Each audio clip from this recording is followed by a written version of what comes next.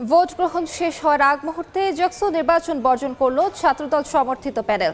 শিবির সমর্থিত প্রার্থীরা বলেছেন, নিশ্চিত পরাজয় জেনেই ভোট বয়কটের ঘোষণা দিয়েছে ছাত্রদল।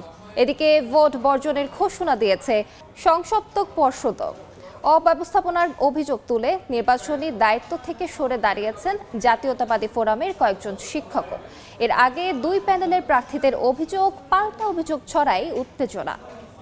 জাকসু নির্বাচনের সবশেষ খবর জানাতে এই মুহূর্তে জাহাঙ্গীরনগর বিশ্ববিদ্যালয়ে আছেন সহকর্মী আদনান তুর্য। সরাসরি প্রথমেই যাচ্ছি তুর্যর কাছে। তুর্য, জাহাঙ্গীরনগর কেন্দ্রীয় ছাত্র সংসদ নির্বাচনের ভোট গ্রহণ কিন্তু শেষ হয়েছে। ভোট গ্রহণের কিছুক্ষণ পর আমি কিন্তু এই মুহূর্তে নির্বাচন কমিশনের সামনে যেখানে অবস্থান করছি, একের পর এক গাড়ি কিন্তু আসছে। ইতিমধ্যে আমরা দেখেছি প্রীতিলতা হল থেকে, কামাল উদ্দিন হল থেকে গাড়ি এসেছে, ব্যালট বক্সগুলো এসেছে। সেখান থেকে কিন্তু ব্যালট বক্সগুলো নিয়ে নির্বাচন কমিশনের কার্যালয়ে নিয়ে যাওয়া হয়েছে গণনার জন্য।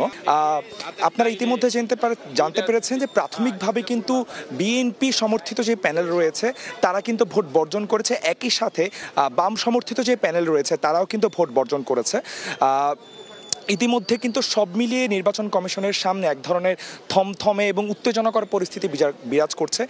আমাদের এখানে কথা ছিল একটু পরে নির্বাচন কমিশন কার্যালয়ের সামনে এসে ছাত্রদল তাদের অফিসিয়াল ব্রিফিংয়ের মাধ্যমে জানাবে, এবং তারা আমাদেরকে বিক্ষিপ্তভাবে কিছু অভিযোগও জানিয়েছে। সকালবেলা থেকে যে